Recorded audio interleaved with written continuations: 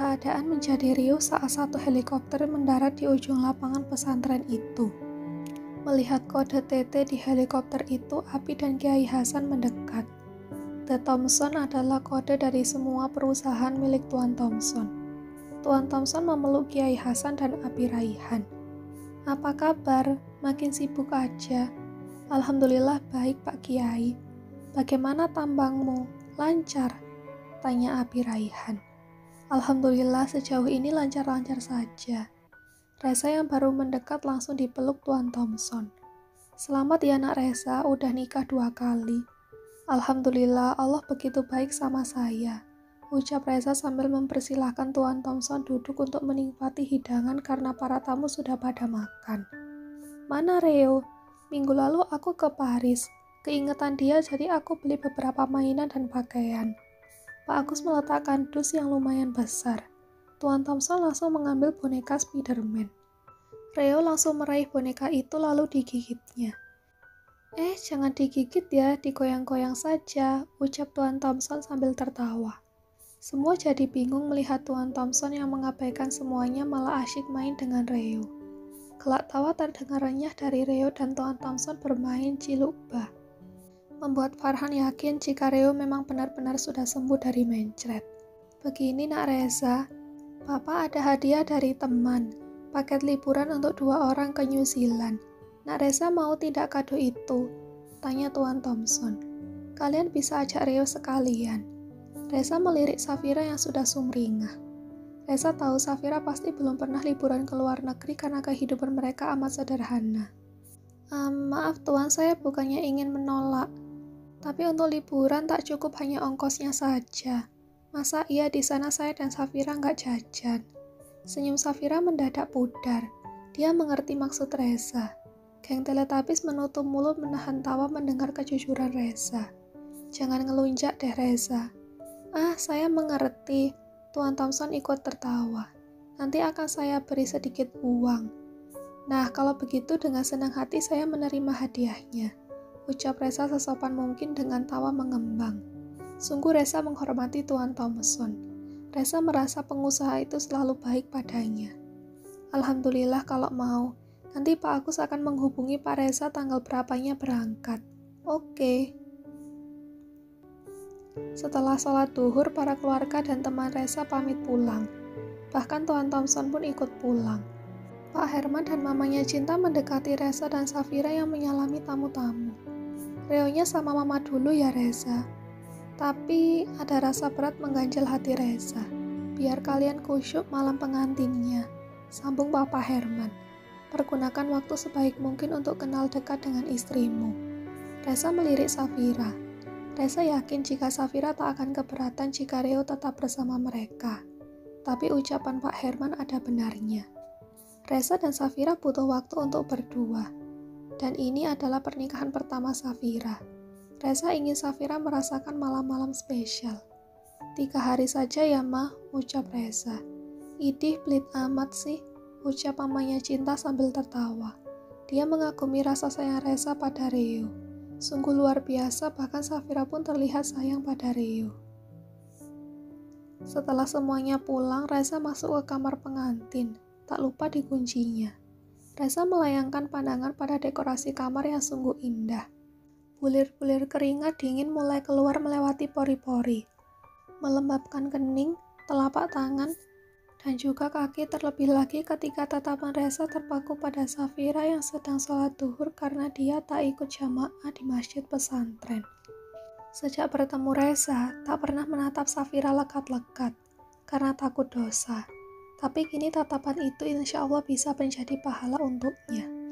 Ternyata dia sangat cantik. Batin Reza yang mengagumi kecantikan alami Safira tanpa polesan make up apapun. Reza tidak menyangka akan berada di titik ini dengan cepat. Menikah bersama Safira. Jodoh yang benar-benar dipilihkan oleh Allah tanpa dia cari. Terlihat Safira selesai sholat. Meski sudah kenal, tapi tetap saja momen ini membuat Reza salah tingkah. Grogi. Safira membuka mukenanya lalu melipat mukena dan sajadahnya. Diletakkannya mukena dan sajadah itu di atas meja. Walaupun Safira masih memakai jilbab instan, tapi tetap saja terlihat cantik. Reza hanya tertegun saat Safira mendekat dan menyodorkan tangannya. Baru kali ini Reza menatap Safira dengan begitu dekat. Kepercayaan diri Reza yang amat tinggi kini seakan teruji. Reza merasa minder karena ternyata Safira sangat cantik. Reza merasa keberuntungannya berlipat. "Kak, kok melamun sih? Adik mau salim." Seperti tadi dengan bergetar Reza menyulurkan tangan kanannya. Safira saling mencium punggung tangan Reza dengan takzim. Tangan kiri Reza terangkat mengusap puncak kepala Safira. "Makasih ya, adik bisa legowo menerima kakak walaupun tak cinta." Safira tersenyum lucu sendiri. Dia melihat Reza yang terlihat jelas sedang salah tingkah. "Niatku untuk bersama kakak itu tulus.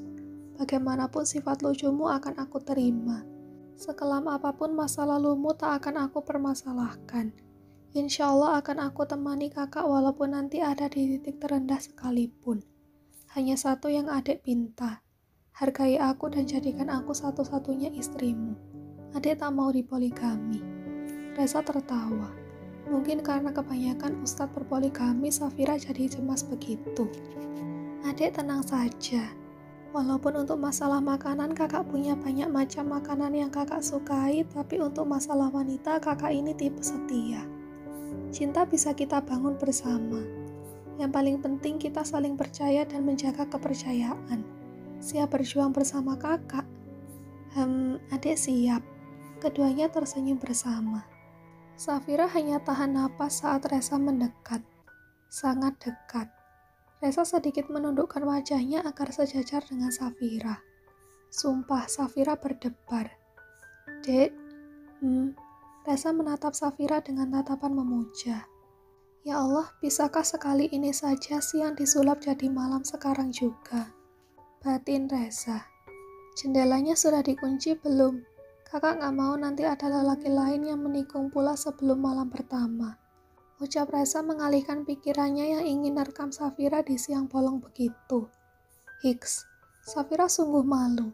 Sesaat tadi dia berharap Reza memberikan sesuatu yang istimewa. Kiss love. Ternyata dia salah kira. Safira langsung gelagapan.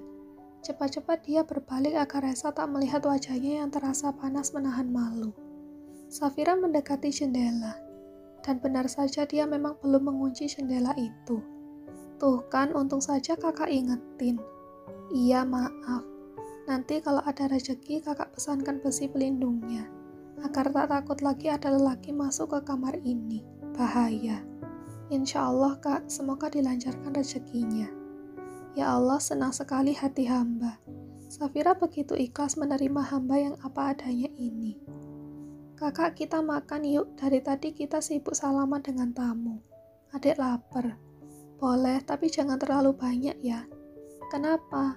"Takutnya kakak ngantuk. Kakak belum cari bahan untuk kultum nanti maghrib." Safira tersenyum.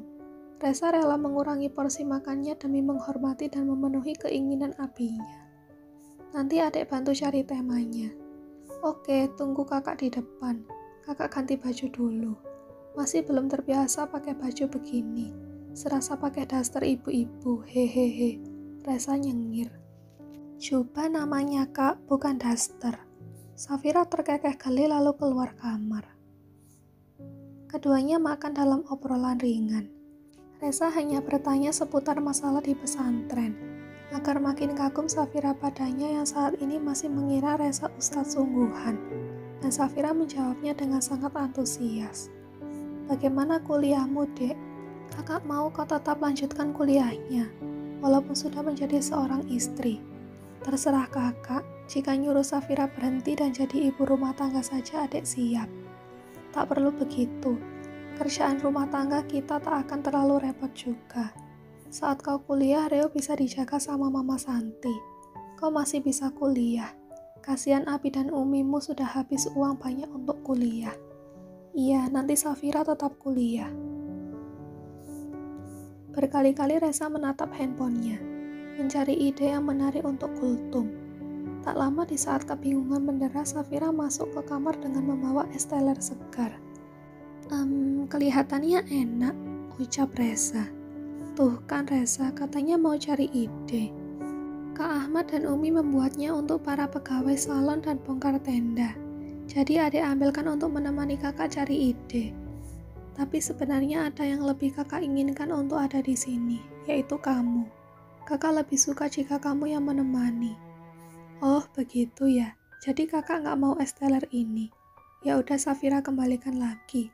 Jangan, sini, siapa bilang tak suka? Nggak baik begitu, masa iya ada rezeki ditolak? Safira tertawa karena kedua tangan Reza meraih es teler itu. Es teler yang menggoda membuat Reza melupakan niatnya tadi untuk mencari ide. Reza terhenyak saat mendengar azan asar. Bukan dia tak suka asar datang, tapi dia makin pening karena sebentar lagi maghrib. Sedangkan tema untuk kultum belum didapat juga. Entah siapa yang salah, si Reza yang doyan makan atau Safira yang bawa es teler ke kamar. Cepat-cepat Reza berganti baju dengan pakaian sholat biasa, koko dan sarung. Reza mengintip sebentar dari pintu rumah, menunggu hingga banyak santri. Para ustadz dan bapak-bapak warga sekitar memenuhi masjid. Reza berniat untuk sholat di saf belakang saja agar bisa cepat kembali ke rumah. Nak Reza, mari kita ke masjid bersama. Suara Kiai Akbar dari belakang Reza sungguh mengejutkan. Untung Reza tak pingsan. Iya Pak Kiai. Kiai Akbar tertawa. Mulai sekarang panggil Abi. Iya Abi. Sholat di belakang Abi ya, nanti kau iqomah. Iya Abi. Haduh, apes bener, batin Reza. Rupanya cobaan Reza tak sampai di situ saja. Sehabis sholat asar, Kiai Akbar bersama Ustadz Ahmad mengajak Reza untuk keliling pesantren itu. Lihat deretan kelas untuk belajar agama dan pendidikan formal. Lihat asrama santri putra, fasilitas olahraga dan kolam-kolam ikan dan barisan kotak kebun sayuran. Satu hal yang baru Reza tahu, pesantren itu berbasis sama seperti pesantren yang dipimpin Ustadz Fikri. Banyak anak dari keluarga miskin di sana yang diperbolehkan sekolah dengan membayar pakai hasil pertanian. Tak ada patokan, semua boleh seikhlasnya. Makin kagum Reza dengan keluarga Safira. Mereka bisa hidup tenang tanpa pusing memikirkan uang. Sebelum Allah menurunkan kita ke dunia, rezeki kita sudah diatur lebih dahulu. Untuk apa kita takut tak makan jika kita adalah hamba dari Allah yang Maha Kaya? Iya Abi, tapi sebagai makhluk bumi terkadang sifat iri merasuki. Seperti kebanyakan ibu-ibu, jika tetangga beli emas, dia beli emas imitasi. Jika tetangganya beli mobil, dia beli bodrek. Hahaha, bisa saja. Nak Reza sering mengamati ibu-ibu. Enggak sih, tapi suka dengar cerita mbak saya. Terkadang kita memang senang melihat orang kaya, bisa membeli apapun yang dia suka. Tapi yakinlah bahwa kekayaan itu adalah ujian yang berat. Hisabnya lebih panjang ketimbang orang sederhana yang tak memiliki apapun tapi memiliki akidah. Reza tersenyum. Dari ucapan mertuanya timbullah ide untuk kultumnya nanti. Nanti maghrib Abi mau kamu yang azan ya.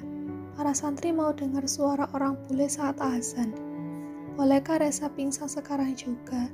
Menurut Reza, mertuanya itu terlalu banyak keinginan. Maklumi saja Reza, kau menantunya yang paling ganteng. Soalnya cuma Safira anak Kiai Akbar yang perempuan. Wak wak wak. Siap. Sesampainya di kamar, Reza langsung meraih handphonenya. Mencari keterangan lebih lengkap tentang idenya tadi. Safira tertawa saat Reza melihat tutorial memasang sorban panjang di kepala. Maklumi saja saat pergi tadi Reza dibantu oleh Farhan. Sini adik bantu saja keburu maghrib. Ucap Safira yang memakai gamis pemberian Rania. Safira yakin ibu-ibu di sana pasti kagum melihat gamisnya. Reza menoleh pada Safira. Apa tidak merepotkan? Apaan sih? Masa begini saja merepotkan? Suatu kebahagiaan untuk seorang istri membantu suaminya. Kedua tangan Safira terangkat. Diraihnya sorban yang sudah terpasang acak-acakan di kepala Reza. Dek, keduanya malah bertatapan. Tangan Safira menjadi kaku saat pertama kali menyentuh kening Reza. Sementara Reza sudah tahan napas. Sumpah sebenarnya Reza ingin menerkam Safira. Andai saja dia bukan di rumah mertua. Sudah Reza kurung Safira di kamar sejak tadi. Maaf, ucap Safira karena dia harus memegang kepala Reza agak kuat. agar sorbannya tak kendur. Silahkan, ucap Reza pasrah saja, saat kepalanya dipegang-pegang Safira. Kekencangan tidak, tanya Safira yang memasang dengan kuat, agar sorban itu tak lepas saat Reza sujud sholat. Pas udah mantep ini. Reza meraih handphonenya, lalu menarik Safira lebih dekat. Kita foto dulu dek, untuk kenang-kenangan. Kau memasangkan sorban pertama kalinya untuk kakak. Safira menurut, walaupun kegugupan melanda, dia tetap mendekat pada Reza. Safira sampai tahan napas saat lengan Reza merengkuh pinggangnya dan menariknya hingga sangat dekat, bahkan menempel bersisian. Beberapa mode berbisik, Reza langsung memasang foto itu sebagai story di WA dan IG-nya. My beautiful wife. Setelah itu sambil menunggu waktu, Reza menghafal sebentar untuk mempertajam ingatannya. Bagaimana kak, sudah hafal? Tanya Safira. Insya Allah, doakan saja biar kakak bisa fokus nanti. Pasti Safira doakan, ucap Safira sambil mengambil mukenanya. Adik mau sholat di masjid juga. Iya, semuanya mau lihat kakak kasih kultum. Dek, nanti saat kakak kultum, adik duduknya di belakang saja ya. Kenapa? Susah dong lihat kakaknya. Kakak takut kalau lihat adik. Kenapa takut? Takut tak fokus karena adik akan menarik muara konsentrasiku. Ada-ada saja. Kak, kalau bisa agak dipanjangkan ya kak. Kan dari maghrib ke isya lumayan lama. Kakak usahakan ya, campur lebay. Kultumnya 5 menit, lebaynya 20 menit. Kok gitu? Kakak cuma dapat idenya dikit. Gimana dong? Ada rasa iba pada Reza. Tapi walaupun begitu, Safira sangat mengagumi Reza yang tak pernah menolak keinginan abinya. Semua mendengarkan dengan pengamatan ekstra saat Reza mengumandangkan azan. Walaupun tak sebagus di televisi, tapi cukup pas panjang dan pendek serta alunan nadanya. Cukup bisa membuat Kiai Akbar manggut-manggut. Ujian mengumandangkan azan bisa Reza lewati. Reza sholat di sisi Ustadz Ahmad dan Kiai Akbar sebagai imam. Setelah sholat, Ustadz Ahmad memposisikan Reza duduk di depan. Ditaruhnya mik agak di depan Reza. Reza memandang ngeri karena masjid itu penuh oleh jamaah. Reza merasa dia sudah seperti Ustadz kondang saja. Sebelum mulai, Reza menatap jam dinding. Assalamualaikum warahmatullahi wabarakatuh. Para jamaah menjawab dengan riuh. Seperti tadi siang, saya berada di depan para jamaah semua bukan karena saya lebih pintar ataupun lebih berpengalaman. Hening. Reza memberi jeda, agar waktunya cepat habis. Tapi, hening kembali. Saya ada di depan sini karena permintaan mertua saya. Semoga para jamaah dan pembaca tak sadar jika ucapan yang barusan aku katakan sama dengan yang tadi siang. Batin Reza. Saat ngomong dalam hati, Reza sudah menghabiskan waktu 1 menit. Lumayan, wak. Pada kesempatan kali ini, saya akan mengajak semuanya belajar bersama. Jika saya menyampaikan suatu kesalahan, tolong dikoreksi. Karena, hening. Sekitar 15 detik lalu, Reza menarik napas panjang yang menghabiskan waktu 15 detik juga. Saya juga masih dalam tahap belajar. Ya Allah, semoga tak ada yang melempari aku dengan sendal. Batin Reza yang juga menghabiskan waktu. Safira menundukkan wajah. Ditutupnya mulutnya dengan jilbabnya untuk menyembunyikan tawa. Dalam hidup kita harus menjadi orang yang bermanfaat. Memang terkadang semuanya terbatas oleh keadaan. Misalnya kita ingin sekali menyumbangkan uang untuk membantu pembangunan masjid. Tapi jangankan untuk menyumbangkan. Uang untuk makan saja kita kesulitan. Hening. Jadi tak apa niat dulu, karena di saat Allah melihat ada niat kebaikan dalam hatimu, maka Allah akan memudahkan kamu untuk melakukan kebaikan itu.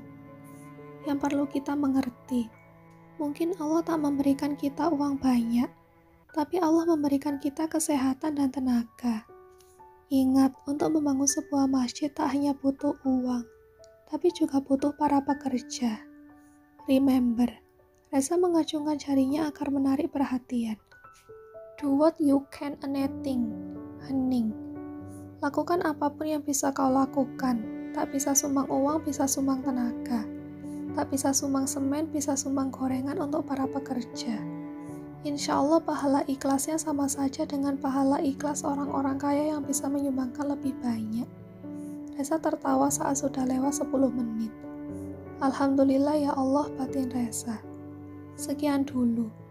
Tambah, tambah, tambah. Bagikan lantang dan ramai terdengar dari arah santri laki. Andai tak ada jamaah lain, ingin Reza jewer telinga para santri itu. Masa disuruh tambah, sudah habis hafalan Reza. Mentok sampai situ saja. Tampaknya para santri sudah mengagumi Nak Reza. Ilmu yang Nak Reza berikan cukup ringan tapi ngena di hati. Ayo tambah lagi. Ucapan Kiai Akbar bagai petir di waktu maghrib. Fix, Reza mau pingsan saja. Dari tempatnya Reza melihat Safira duduk di sebelah Umi Fatimah. Safira mengacungkan 2 jempol kode jika Reza hebat dan pasti bisa.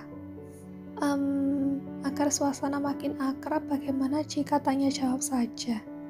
Mari saya minta 1 putra yang sedang galau dan butuh solusi.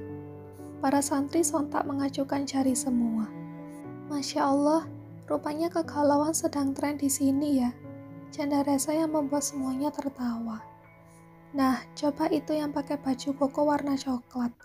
Tunjuk Reza pada santri yang terlihat lebih dewasa. Bagaimana cara saya untuk menyikapi perasaan saya yang terlanjur jatuh cinta pada seorang wanita? Tapi ternyata wanita itu tidak menyukai lelaki lain. Tolong beri saya solusi untuk mengobati hati saya yang potek. Maaf adik, siapa namanya dan umur adik sekarang berapa ya? Tanya Reza. Saya Putra, umur 20 tahun, dan di sini sedang tahfiz Al-Quran. Masya Allah, sungguh luar biasa. Untuk masalah patah hati, dengar ya. Allah itu tak mungkin memberikan sesuatu yang tak pas untuk kita. Pasti Allah itu lebih tahu siapa yang cocok untuk kita. Perlu kita tahu, tidak ada yang lebih sayang pada kita kecuali Allah. Ketika Allah menghadirkan skenario hati kita patah, hati itu sakit, ingat, Allah mematahkan hati kita bukan untuk menghancurkanmu, tapi Allah mematahkan hatimu agar kamu menjadi lebih kuat. Sebenarnya kita hanya butuh waktu untuk lebih nerima saja dengan apa yang Allah takdirkan dalam kehidupan kita. Belajar ridho ketika menerima, belajar ikhlas ketika melepas. Segala sesuatu yang ditakdirkan untukmu pasti akan datang padamu, dan sesuatu yang tidak ditakdirkan untukmu tidak akan pernah menjadi milikmu. Maka ketika kamu punya harapan, punya impian, namun kenyataannya tak berpihak pada apa yang kamu harapkan, kita harus ridho dulu, ikhlas dulu. Buka hati kita dan yakin di balik apapun yang terjadi selalu ada hikmah yang sedang Allah hadirkan untukmu. Dan untuk Dek Putra, hikmah untukmu Allah ingin kamu fokus dulu dengan hafalanmu. Bukan hanya Kiai Akbar yang manggut-manggut, tapi hampir semua jamaah yang hadir membenarkan jawaban Reza. Betapa senang hati Reza saat Ustadz Ahmad bergerak memberi kode pada santri untuk menabuh beduk tanda Isya. Hampir jam 10 Reza baru masuk kamar dengan mengobrol dengan sang mertua. Dulu Reza pikir hanya Papa Herman yang kepo. Tapi ternyata Kiai Akbar sama saja. Tapi kekepoan mereka berbeda bahasan.